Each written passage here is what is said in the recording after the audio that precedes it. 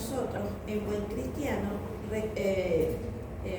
decimos que es por reconocimiento. Porque fíjense que aquí yo tengo, fíjense que aquí yo tengo unos receptores, ok, esta es la membrana, yo tengo unos receptores y se supone que la bacteria debe reconocer estos receptores, ¿ok? ¿Y cómo lo reconoce? Porque ella debe tener el complemento para que sea reconocido por estos receptores y al haber la complementariedad, pues ella hace el daño que vaya a hacer, ¿ok? Están otros que son las llamadas evasión. ¿Y cómo lo hacen? Por cápsulas, ¿ok? Entonces, en ese caso, ¿qué hacen ellas? Ellas lo que hacen es... Está abierto, ¿no? No. Ellas lo que hacen es que... ¡Ay! Ellas lo que hacen es que se cubren de una cubierta que de alguna manera impide que el sistema inmunológico la reconozca. Entonces, al ella estar cubierta en esa cápsula, ella puede ir a donde le dé la gana y sin que nadie haga nada. El detalle está que, aunque ella esté envuelta en esa cápsula, ella es un organismo vivo y hay sustancias de excreción que van a salir al exterior y que obviamente a lo mejor no van a ser reconocidas en su totalidad, pero hay una pequeña fracción que sí va a ser reconocida por el sistema inmunológico. ¿Ok? El otro mecanismo es la secreción de exotoxinas y endotoxinas. Es decir, las exotoxinas son sustancias que ella secreta al exterior para que, vamos a ponerlo así, ya que estábamos hablando de los cuentos de los pollos, la carne y todo lo demás, para ablandar o hacer susceptible ese tejido superficial y que ella pueda entrar. La he hecho, ¿ok? Es como para facilitar de alguna manera la entrada de ella. Una vez que ella entra, para terminar de romper el tejido, ella secreta endotoxinas, porque ya estoy dentro de la célula. ¿Ok? Les pongo un caso que ustedes van a ver. Las amibas son unas desgraciadas. Y si son de vida libre, son más desgraciadas todavía. Entonces, ¿qué va a pasar? Cuando la amiba, ella no tiene una capacidad de adhesión, así, como la tiene Giardia, porque no tiene dispositor, no tiene ventosa, ella no tiene nada de eso. Pero ¿qué va a hacer ella? Ella se posa sobre el epitelio intestinal. Se supone que en el caso de histolítica, ella vive de los glóbulos. Para ella poder tener acceso a los glóbulos rojos, tiene que meterse al epitelio. Mientras eso ocurre, ella secreta unas enzimas que van deteriorando el epitelio intestinal. Y una vez que ese epitelio es destruido, ella comienza a invadir, ¿ok? Secretando endotoxinas. Y ella va liberando y secretando esas sustancias hasta que ella cae a la circulación. Y entonces es por eso que hablamos de casos de amibiasis hepática, amibiasis cerebral, porque una vez que ella llega al torrente sanguíneo, ella puede llegar a donde más rabia le dé. ¿Okay? Ajá. El otro sistema es un sistema de invasión, que es el que ustedes ven aquí. Entonces, este sistema de invasión viene un poco a la par con este sistema de adhesión. ¿Ok? ¿Por qué? Porque obviamente hay un reconocimiento inicial y ese reconocimiento inicial va a permitir la entrada del microorganismo. ¿Ok? Bien sea por una acción química, bien sea por una acción mecánica, pero el cuento es que al final él termina de entrar. ¿Ok? Dime. Primero tienen que liberar la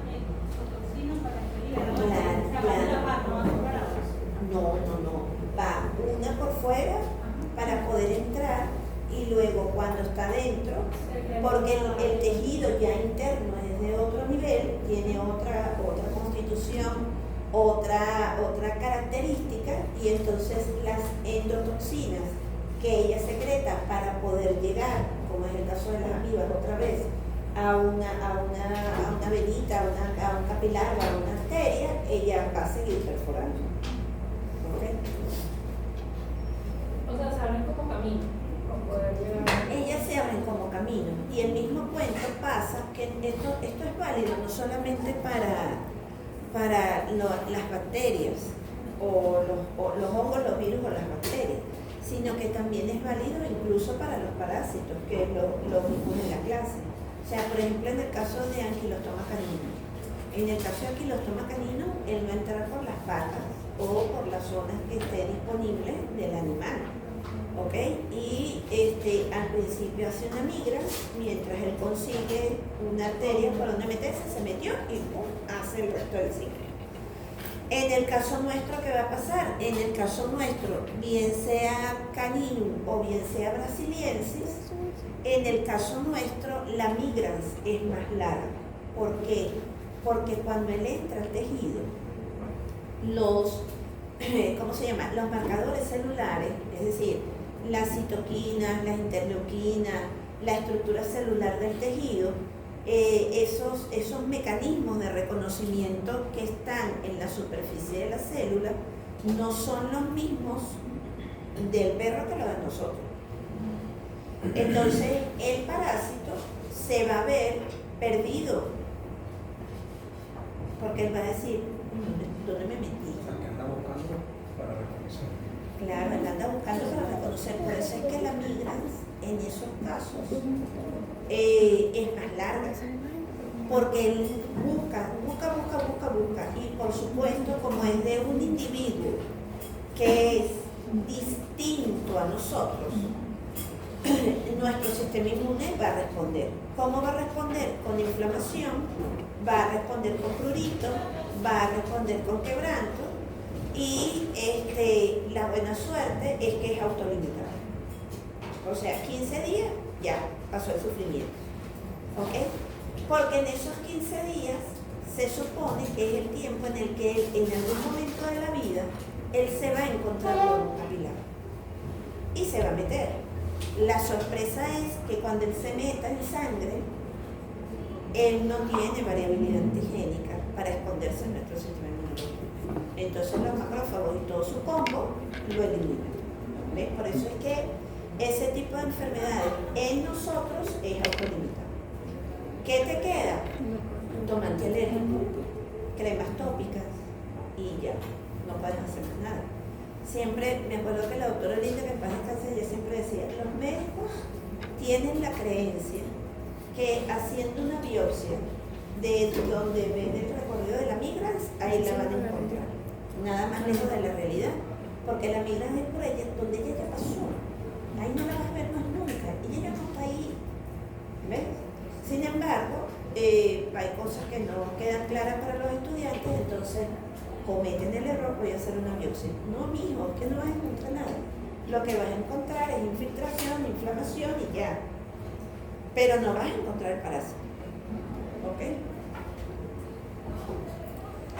Ok. ¿Qué pasa para recolectar la muestra?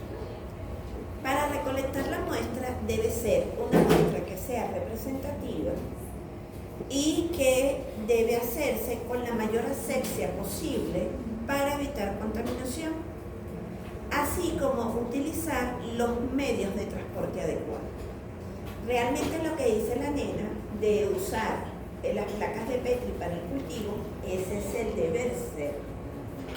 Y eso debería hacerse, preparar incluso el medio, debería hacerse en el laboratorio, en una campana de flujo laminar, con la cocinita adentro, o sea, eso debería seguir un protocolo de manera de garantizar que no haya contaminación del medio.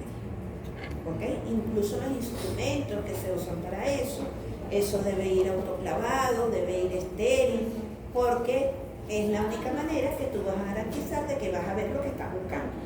¿Okay? ustedes se van a dar cuenta que aunque ustedes hagan el cierre al vacío, que fue lo que hicieron los muchachos, en el caso del control, preparan el caldo de cultivo, lo ponen a hervir y lo cierran al vacío, igual van a crecer bichos, porque es que eso no fue hecho, con eso hay que usar agua destilada, hay que usar una cierta concentración del caldo que vas a preparar, o sea, eso es todo un protocolo bien riguroso. O sea, si lo hagas de manera manual. Así lo hagas, es que de manera manual igualito, o sea, igualito tú tienes que tener tu campana, meter todo en la campana, usar guantes, usar tapabocas y todo lo demás. Fíjense en cosas tan estúpidas como, bueno, me resulta muy estúpido, pues, como un examen de orina. ¿Qué hacemos nosotros con los exámenes de orina? Legalmente lo que deberíamos hacer, por ejemplo, en el caso de nosotras, las mujeres, es liberar un chorrito, lavarnos rápidamente y liberar el resto del chorrito. Y durante ese proceso no deberíamos ni hablar ni respirar. Porque en la saliva y en la respiración van cosas, van bacterias. Ese es el deber ser. Y en el caso de los hombres, debería ser un chorrito, liberar el primer chorrito, aguantar un poquito y el resto del chorrito. Pero eso nadie me lo explica. Simplemente tomes la muestra de orina y ya, es lo que te dice Y no te explican cómo. y no te explican cómo. Nunca, de donde venga, ellos no te dicen, ¿ves? Igual como no te dicen que, claro, lo sabemos quizás porque hemos pasado por ahí, pero las ganas de orinar no se deben aguantar, porque ese es el sitio apropiado para que crezca el uno y todo el mundo. En el caso de los hombres, después, colabora para el crecimiento de la próstata. En el caso nuestro están la cistitis y todo lo demás, y la infección de los riñones, etcétera, etcétera, etcétera. Pero no deberíamos hacer eso. Igual que las muestras de sangre, si yo voy a hacer en estos días, no se fue en el semestre el primero del 2025. Alguien, no voy a decir nombre, alguien me mandó de una finca unas muestras de sangre para ver, como que era babesia, una plasma, un bicho de eso. Cuando yo fui a ver, yo dije, ya, ¿será que yo perdí en la práctica? No puede ser que yo haya perdido en la práctica, yo no veo. Puede ser que ya los ojos no quedaron, o puede ser que no recogieron la muestra como era. Y entonces aquí hay una señora que es finalista, la profesional. Y le dije, profesional, o sea, en sentido fue que recogieron la muestra, no le pusieron heparina, la vaina venía de por allá como que era de redes de no sé dónde, entonces vean parásitos. Oye, tengo que ponerle heparina, o tengo que usar el tubo heparinizado, que siempre se me olvida, creo que es el morado, y trasladas tu muestra para acá. ¿Ves? Si tú vas a hacer, por ejemplo, ay, mira, yo quiero que tú veas unos huevos de, no sé, de alguna. También varía cómo la recolectó, dónde la recolectó. Estos recipientes se vencen, tienen un periodo de vencimiento, entonces tú no puedes utilizarlo. Es que yo compré, ahorita el mismo ejemplo, compré 500 recolectores de orina y la vaina se vence en un año. ¿Realmente te vas a gastar los 500 recolectores de orina en un año? No. ¿Ves? Entonces es comprar lo que necesitas y hacer el mejor uso de ellos en lo que necesitas. Igual que los hisopos, eso aplica para los hisopos, los recolectores de orina, los recolectores de heces, las O sea, no inyectadoras. se puede tener para almacenar, sino. Tienes que, como parte, porque eso habla también del proceso de gestión, de cómo tú haces gestión de tu laboratorio, ¿ok? Estamos claros que en esta economía hay que comprar un poco de más, qué sé yo, que te dure 2 meses o 6 meses, pero que tú sepas que en ese periodo lo vas a gastar, ¿ok? No es que vas a guardar para 6 meses, compras para 6 meses y usas lo que puedes usar, qué sé yo, en una semana. Entonces no tiene sentido, ¿ves? Entonces, la idea es, en la medida en que tú registres cómo se mueve tu clínica o cómo se mueve el laboratorio donde estás, sacar la cuenta. Ah, bueno, de verdad, yo veo en un mes, yo puedo ver 100 pacientes. Y a los 100 les hago toma de muestra de orina. Estoy exagerando, pero, ajá. Entonces, ok, si en un mes yo gasto 100, entonces yo voy a comprar para 6 meses, me gasto 600. Por ejemplo, en el caso de las tomas de sangre, yo tengo entendido que uno no puede como someter a muchas indicaciones No. porque se echan a perder.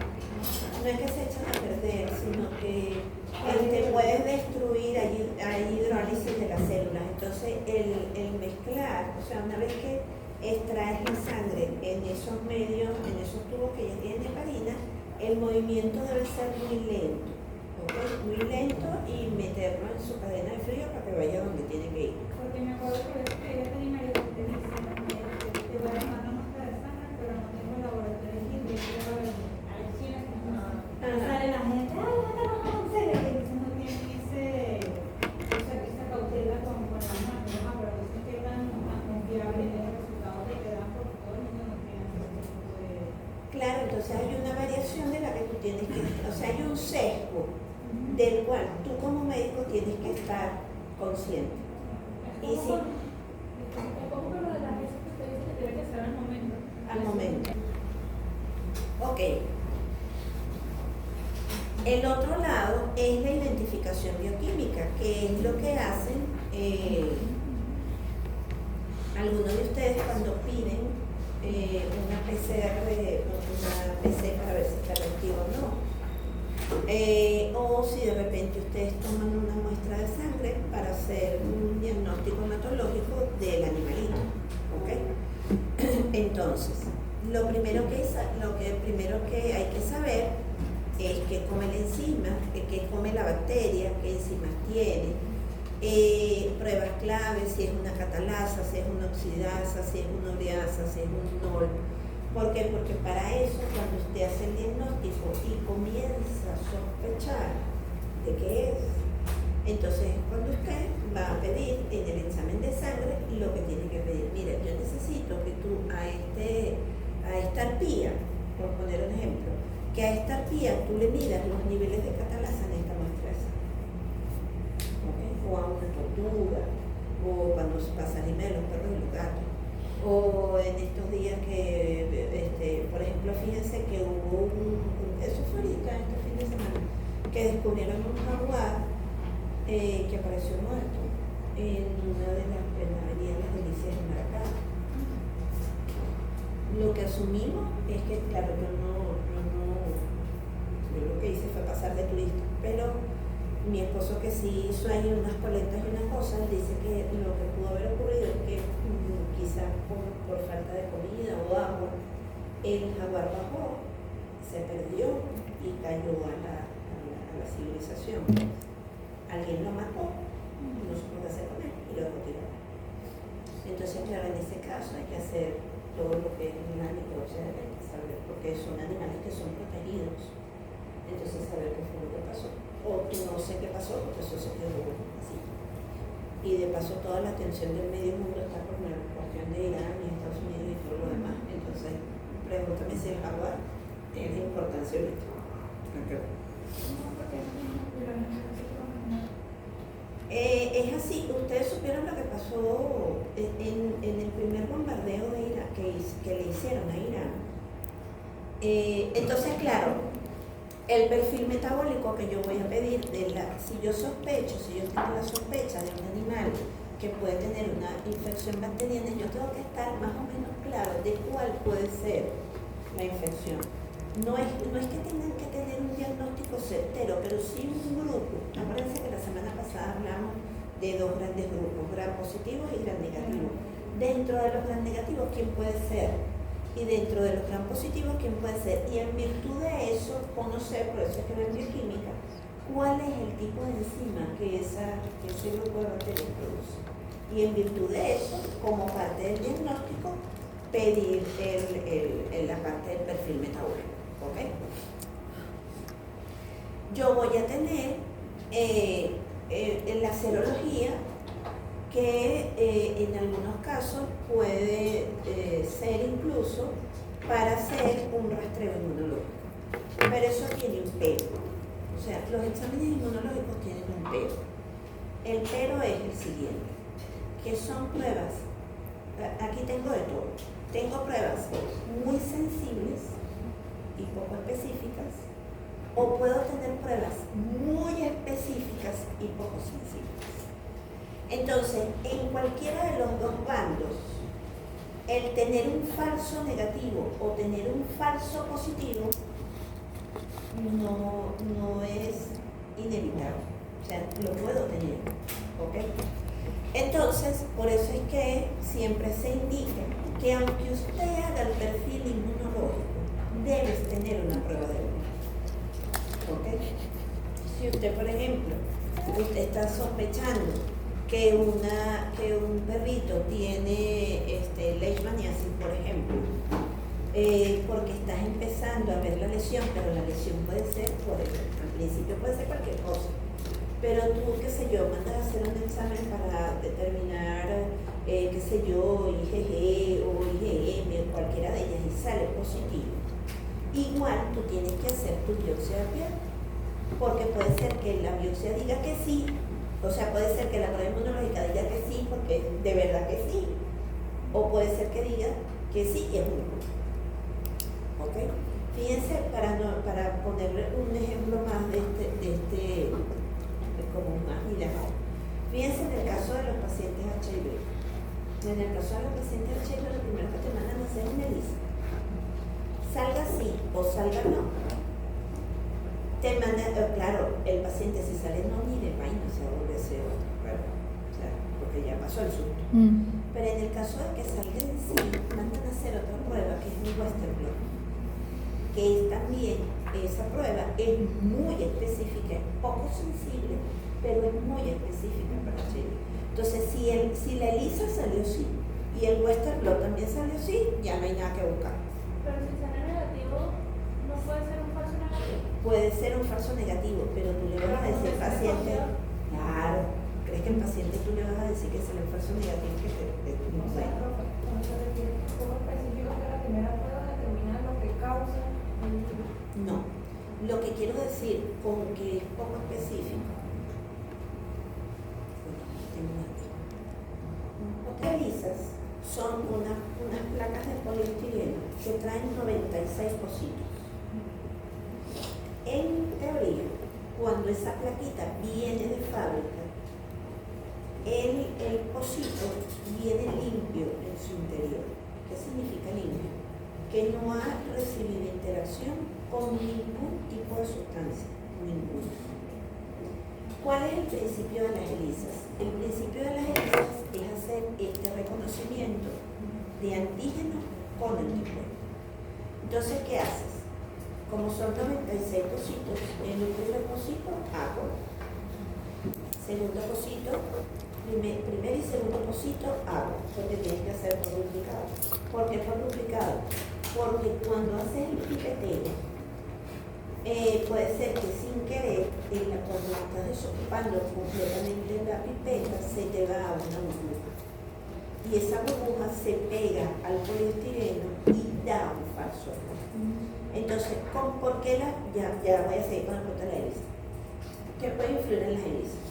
El pipeteo, que la pipeta no chupe el volumen que es, que no bloqueaste el tiempo suficiente, que las sustancias, el agua que usaste para preparar las soluciones no es destilada, que haya variaciones en el pH, que existan variaciones de temperatura. O sea, son muchas cosas, por eso es que es una prueba que es muy sensible, pero poco específica. O sea, las ELISAs son muy delicadas. Entonces, ¿qué pasa? Volvemos otra vez al cuento. Entonces son pocito 1 y 2, agua. Pocito 3 y 4, un control negativo que tú sepas que no tiene nada. Pocito 5 y 6, un control positivo, que tú sepas que sí está confirmado por todos lados que está positivo. Y el resto de las plaquitas son las muestras de los pacientes. que siempre deben ir por duplicado. Entonces, ¿qué pasa? Después que tú pones el antígeno en todos los pocitos, o sea, del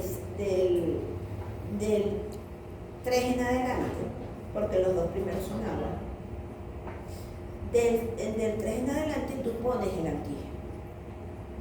Ahora, una vez que tú pones el antígeno, ese antígeno se va a pegar al plástico de la hélice. Es como fijar lo que va a hacer. Luego haces un lavado de manera que el exceso de antígeno se descarte y quede pegado al pocito lo que tenía que pegar. Luego pones el suero del paciente. ¿Qué va a tener el suero del paciente? Los anticuerpos. Entonces, ¿qué va a ocurrir?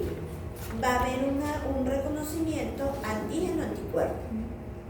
Ahora, ¿cómo sabes que realmente ese reconocimiento ocurrió?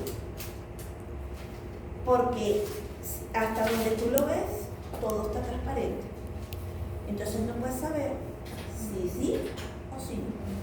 Entonces, a este complejo, voy a aprovechar este ejemplo que está aquí, a este complejo que se llama antígeno, complejo antígeno-anticuerpo, ¿ok?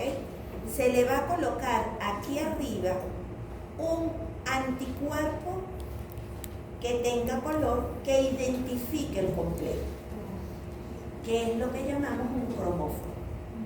Entonces, ¿qué va a pasar? Cuando pongas el cromóforo en este complejo, normalmente son amarillos, o sea, emiten un color amarillo. Tú vas a ver amarillos de distintos colores, unos más claritos, unos más agritas, unos más intensos, así. Una vez que ese proceso se da, esa placa de lisa, lo que les estoy resumiendo son como 2 días de trabajo. Esa placa, sí, son como 2 días de trabajo. Esa plaquita la metes en un lector que se llama lector de lisas. Y ese lector de lisas determina por densidades ópticas la cantidad de colorante que hay allí. Entonces, claro, de una cierta densidad óptica hacia arriba es positivo. Eso tienes que haber hecho una curva de estandarización antes. Y de esa densidad óptica hacia abajo es negativo. ¿Ok? ¿Qué es lo que cabría esperar? Que el pocito original y el duplicado tengan, si no igual, que nunca ocurre que sean exactamente igual, pero que la diferencia no sea mucha entre uno. Es decir, si la densidad óptica es 0,35, que el otro sea 0,36 o 0,34, o sea, está por ahí. Pero si en un pocito tienes 0,36 y en el otro tienes 0,60, alguna vaina hiciste, ¿no? Pipeteaste mal, pusiste el doble, no lavaste bien, ¿cómo se llama eso? No dejaste el tiempo, la placa no incubaste el tiempo que era. Entonces, eso conlleva, ya con ese error, a que tienes que volver a repetir la vaina otra vez. Sí, es karmático, a mí no me gustan las elisas por eso, porque son muy karmáticas, pero es chévere, o sea, es chévere en qué sentido. Revisas 100 pacientes de un día. Por un lado es bueno, es una técnica muy laboriosa, mucho, pero te resuelve. Si tú tienes 200 vacas que tienes que ver, o 200 patos que tienen leptospira, montas la ELISA y claro, de los 96 descuentas los blancos y el positivo y el negativo, y el resto son los pacientes. Entonces, ¿ves? El detallazo está en que el día que usted va a hacer eso tiene que estar alineado con los sábados. Exacto, porque entonces metiste pendejadas, como que pusiste la punta de la pipeta y no la ajustaste. Pendejadas como esa hacen que tú tengas variación en la lectura de luz y que desocupes bien, que cuando vayas a tomar la muestra no tomes burbujas, que sea todo el líquido, que cuando desocupes la pipeta sea hasta el final, pero que no burbujee. Esto es un procedimiento. Es karmático. Esta gente, fíjense que esta gente, por ejemplo, esto de microaglutinación o inmunofluorescencia indirecta, todas esas técnicas inmunológicas son pruebas extremadamente sensibles. Fíjense que esta es una prueba de microaglutinación que es el gol estándar para leptospira. Fíjense, por ejemplo, hay pruebas que se llaman gol estándar, que eso es impelable. Un ejemplo es malaria. Usted tiene sospecha de que hay una población de monos que tiene malaria. Entonces, ok, y te piden el diagnóstico, coño, es un zoológico, usted está en el zoológico de Nueva York. Y los bichos tienen el cuadro malaria. Bueno, rápido, y tienes que dar respuesta dentro de las siguientes 2 horas porque hay que darle tratamiento a los bichos, pero son bichos que vienen de África, de no sé dónde, para estar en un zoológico. Una prueba rápida. ¿Ok? Una prueba rápida es sacaste la muestra de sangre, la pusiste sobre la tira y te dice si sí o si no, pero ese si sí o si no tampoco es que te vas a cortar las venas con sangre y decir qué es, porque puede ser que no sea. ¿Ok? Entonces, si usted tiene más tiempo, usted hace la tira, porque te están pidiendo una respuesta rápida, pero entonces usted sacó la muestra de sangre del mono, hizo su gota gruesa y su extendida. La prueba rápida decía que tiene noblesis, y cuando usted va a la lámina no hay nada, porque eso puede ocurrir, no hay nada, entonces cuidado. ¿A quién le voy a hacer caso? ¿A la tira? No, porque la tira es sensible, porque yo le hago caso a la prueba estándar que yo estoy viendo con mis ojitos de que no hay nada. ¿Ok? Entonces, estas pruebas son las que se llaman pruebas de uno. Entonces, aquí, en el caso de leptospira, esta prueba de microaglutinación es la prueba gol estándar. Si eso da positivo, no busquen ni inventen. Eso es. ¿Ok? Fíjense que en el caso de ellos lo ven por titulaciones, o sea, 1 en 50 es sospechoso, 1 en 1000 es positivo ya declarado y más de 4, más de esa lectura es una infección activa. Y cuando habla de muestras pareadas es eso, o sea, es una muestra del mismo paciente pero doble, para evitar melillos y evitar que realmente el valor, claro, que te puede variar, pero la variación de la densidad óptica tiene que ser una vaina re mínima. Lo que te decía, si el punto de corte es 0.35 y tienes una muestra que te da 0.34, bueno, métela, súmala porque y la otra te da 0.37, están en el rango, métela. Voy, tienes una duda porque está por debajo del punto de corte y la otra está por arriba. Pero es una tontería, pero igual hay que estar pendiente. ¿Ok? Entonces, en ese tipo de cosas, cuando la variación es muy chiquita, no es rollo, ¿ves? Pero si la diferencia es muy grande, metiste la pata en algún lado. Entonces, ante las dudas, si metí la pata y no puedo repetirle lisa, vaya por una prueba que usted sepa que cuando la haga, el resultado que es. Dime. No estoy familiarizada con el término, tuve que buscar una imagen de cómo usar la densidad óptica, te refieres a la cantidad de antígenos que se ve. No. ¿Qué pasa? Como eso tú le estás poniendo un colorante para poder ver si se forma el complejo o no. ¿Cuándo sabes que no se forma el complejo? No hay color. O sea, por tono, escala de tono. Son por escalas de tonos. ¿Ok? ¿Qué va a pasar? Si yo estoy haciendo una ELISA para Ascar y Zoom, ok, yo tengo que hacer una prueba antes para saber en qué momento yo considero una prueba positiva o una prueba negativa. ¿Qué es la densidad óptica? es una medida de la cantidad de color que hay en esa muestra. ¿Ok? Y eso se mide en densidades ópticas. O sea, una prueba muy amarilla, amarilla perico, amarilla así, debe tener una densidad óptica muy alta. Si sea amarillo o anaranjado. Depende. Exacto, mientras menos diluido, la densidad óptica debe ser menor. Ahora, en esa gama de colores, yo tengo que determinar en qué momento es positivo y en qué momento es un negativo. Entonces, ¿qué hace uno con ese proceso que te estoy describiendo ahorita? Es un proceso que se llama estandarización. ¿Ok? Entonces, ¿qué va a pasar? Tú agarras tu antígeno de Ascari, Zoom, que es el de cero, y pones tu pocito de agua, tu pocito de positivo y tu pocito de negativo. Y vas a poner en el resto de los 96 pozos suelos de cerdos que tú sepas que están positivos por Ascari. ¿Cómo vas a saber que están positivos? Porque te puede decir, pero ¿cómo? Ya va. ¿Cómo sabe usted, doctora, que esos cerdos tienen Ascari? Porque vi los huevos en la muestra de heces.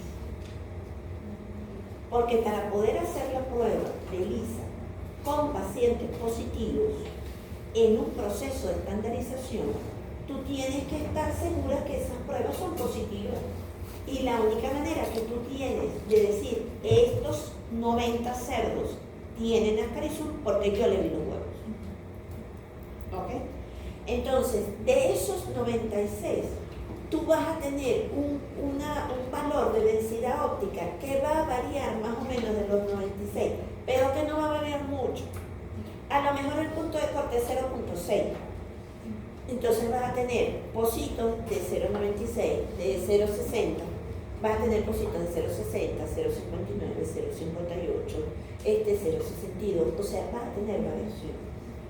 Entonces luego, con una prueba estadística, tú estandarizas la lectura y entonces tú dices, todo paciente o todo cerdo con una lectura de densidad óptica de 0.70 es positivo para Ascari.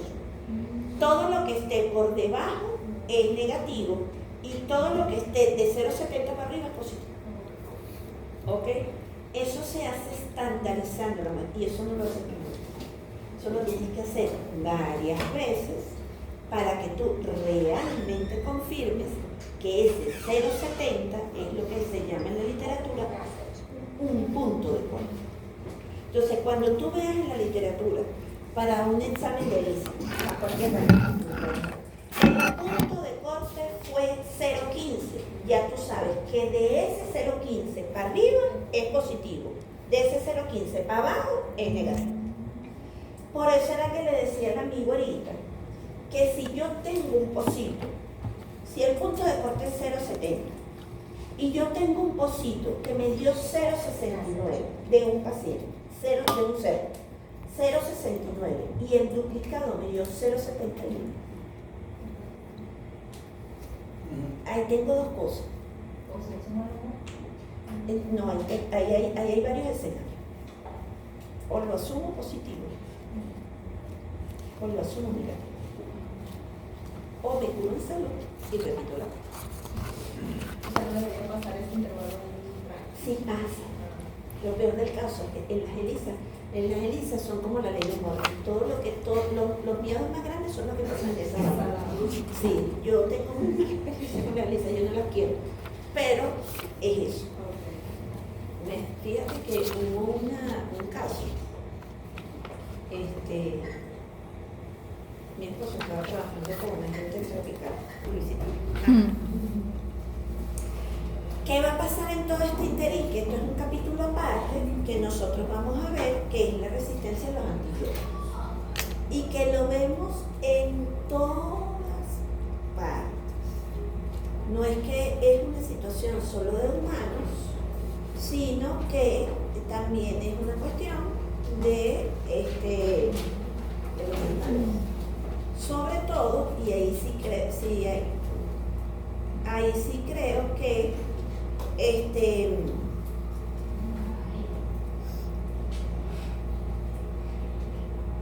ahí sí creo que se escaparán animales así muy exóticos, como que se un guacamayo, una arpía, una águila de esa, el águila gringa, no sé cómo el águila gringa es el águila calva, o sea, vainas así que no son animales que uno puede tener con cierta regularidad, pero lo que son perros, gatos, hay gente que tiene tortugas, bueno, hay cobayos, hay gente que le gustan las desgraciadas culebras, entonces, pero, entonces, salvando los bichos feos, lo más común son perros, gatos y tortugas, lo que más, y los caballos que dicen, ay, hay una gente que le gusta los erizos. Que se ponen así como una bolita que me caen mal, que son feos, pero hay gente que le gustan los erizos. Ok. Y la chinchilla. ¿Cuáles son las chinchillas? Son las que son. Pero ese es un punto, es que volvemos a lo cotidiano, los perros y gatos, que son los que son más comunes. Si yo tengo un perrito o un gatito que va a tener una infección y yo lo he tratado varias veces con el antibiótico y no responde al tratamiento, oye, 4 dedos de frente, manda a hacer un antibiograma, ¿ok? ¿Por qué? Porque a lo mejor el pobre animalito, ahí están todos los escenarios y volvemos otra vez al anterior. ¿Cuántas veces le ha dado? ¿Qué sé yo? Supongamos que por una neumonía. ¿Cuántas veces le ha dado neumonía? ¿Cuántas veces le has mandado el antibiótico? ¿En qué dosis se lo has mandado? Porque eso debe ir de acuerdo a su peso. Y a lo mejor todo está bien, pero tenemos un enorme interrogatorio. Porque no le podemos preguntar al perro o al gato, ¿te tomaste el tratamiento? Nada. Dependemos del dueño. Si el dueño le dio el tratamiento como era, si diluyó como tenía que diluir, si se lo dio en las horas que era, en los momentos que era, o sea, ahí tenemos una incógnita gigante donde tenemos que optar por una prueba de fe. Bueno, a veces que pasa porque la persona no es como una rata de allá, y como que le dio cambiar para que sea antibiótico porque como que no su cuerpo no sé qué mejorar. Pero, ajá. Era como, o sea, le mandaron empezaron con la ¿Qué es lo que hay que hacer? Si la gata era la cosa, era una gata. Ajá. Pero, o sea, como que ustedes, o sea, muy 3 veces pago de consulta. Y la farmacéutica se compra 3 antibióticos. Que un gato no se toma.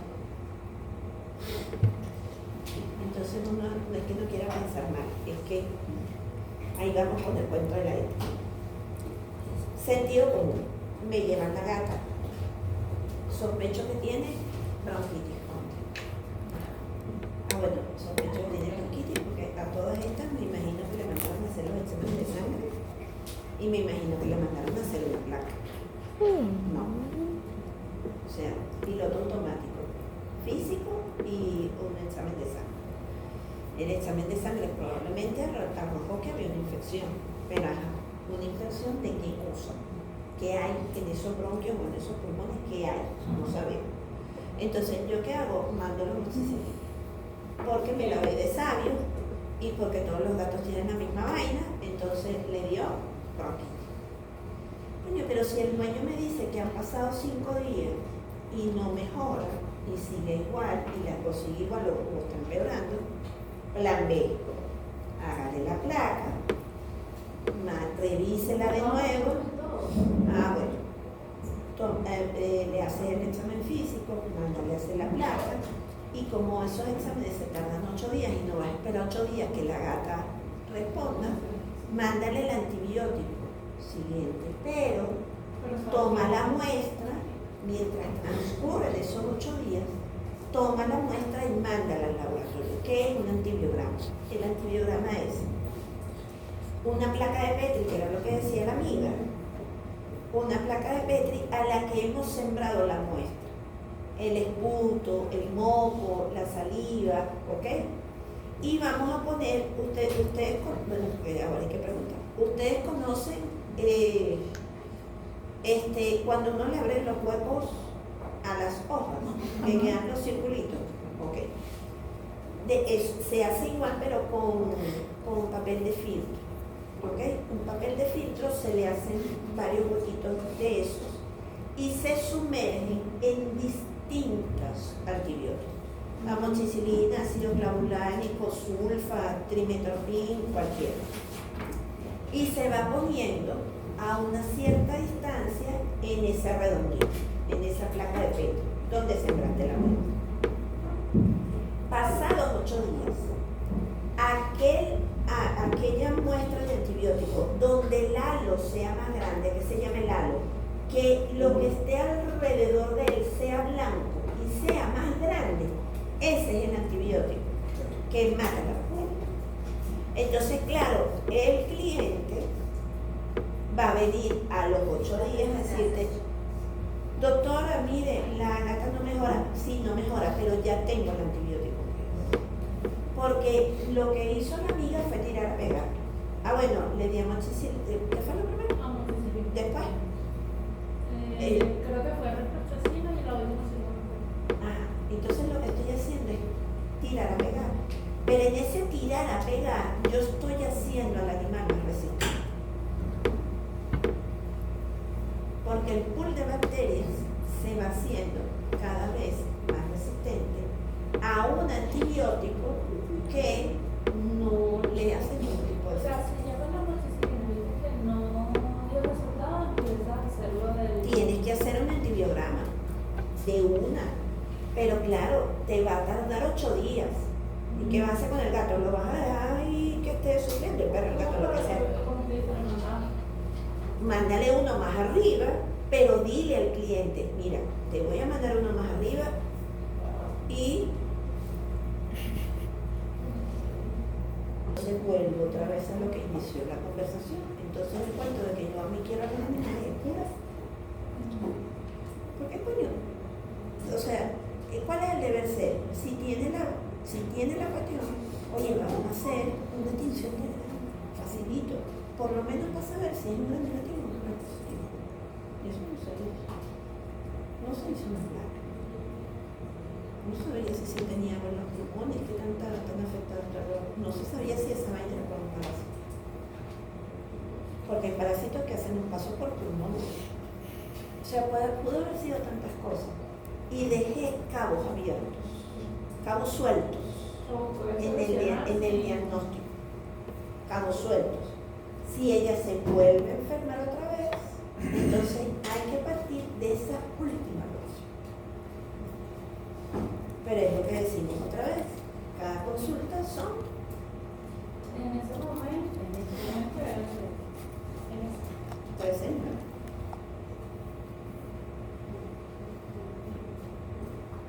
Me conviene que te cure rápido. y cada antibiótico cuesta como $10. Y fueron 3. Hay criterios en lo particular. Yo prefiero que te hagan los exámenes de sangre, todo lo que te dicen, págueme 70, 80 lo que cueste cada examen, porque un problema con un cliente así, eso es un dolor de cabeza.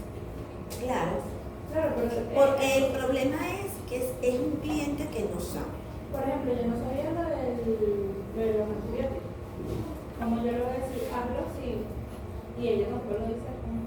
Claro, porque no te lo va a decir porque no. ¿Qué tiene eso?